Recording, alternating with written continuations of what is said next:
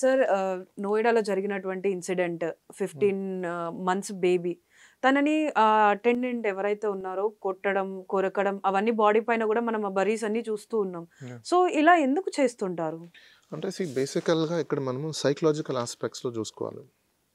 చాలామంది ఈ సొసైటీలో ఎలా అయిపోయిందంటే హ్యూమన్ బీయింగ్ అంటే మనీ మేకింగ్ మిషన్ అయిపోయింది, లేకపోతే పవర్ మేకింగ్ మిషన్ అయిపోయింది, లేదంటే స్లేవరీ మేకింగ్ మిషన్స్.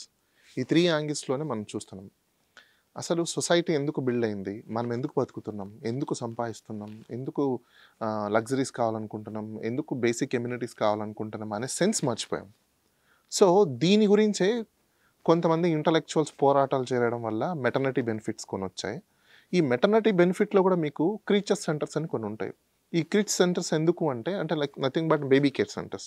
ఈ బేబీ కేర్ సెంటర్స్ ప్రతి ఎస్టాబ్లిష్మెంట్లో అంటే కంపెనీలో మనం ప్రైవేట్ జాబ్ చేస్తున్నాం సపోజ్, ఆ ప్రైవేట్ జాబ్ చేసే ప్రతి చోట కూడా 6 months నుంచి 6 years వరకు బేబీని చూసుకోవడానికి ఎంప్లాయీస్ ఎక్కడైతే అలాంటి పాసిబిలిటీస్ ఉంటాయి, ఇర్రెస్పెక్టివ్ ఆఫ్ ఫీమేల్ కాదు, మేల్ ఉన్నా ఫీమేల్ ఉన్నా అది ఇద్దరికీ సరిసమానమైన రెస్పాన్సిబిలిటీ ఉంటుంది. కాబట్టి ఒక కేర్ సెంటర్ అనేది కంపల్సరీగా ఎస్టాబ్లిష్ చేయాలి అని చెప్పేసి అని దానికి స్ట్రిక్ట్ రూల్స్ రెగ్యులేషన్స్ కూడా ఉన్నాయి. కానీ చాలా వరకు ప్రైవేట్ కంపెనీస్లలో అది ఇంప్లిమెంట్ చేయట్లేదు. ఎందుకు ఇంప్లిమెంట్ చేయట్లేదు అంటే ఇట్స్ నథింగ్ బట్ అనే కాస్ట్ ఫర్ దెమ్ అగైన్.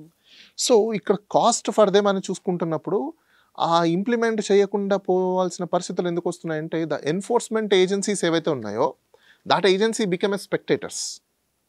నియంతృత్వంతో ప్రజా ఉద్యమాలను ఆపగలరా? బెదిరింపులతో ప్రజా గొంతుకను నొక్కగలరా? తెలుగువారి మన సాక్షి టీవీ ప్రసారాల కోసం వెంటనే మీ లోకల్ ఆపరేటర్ను సంప్రదించండి.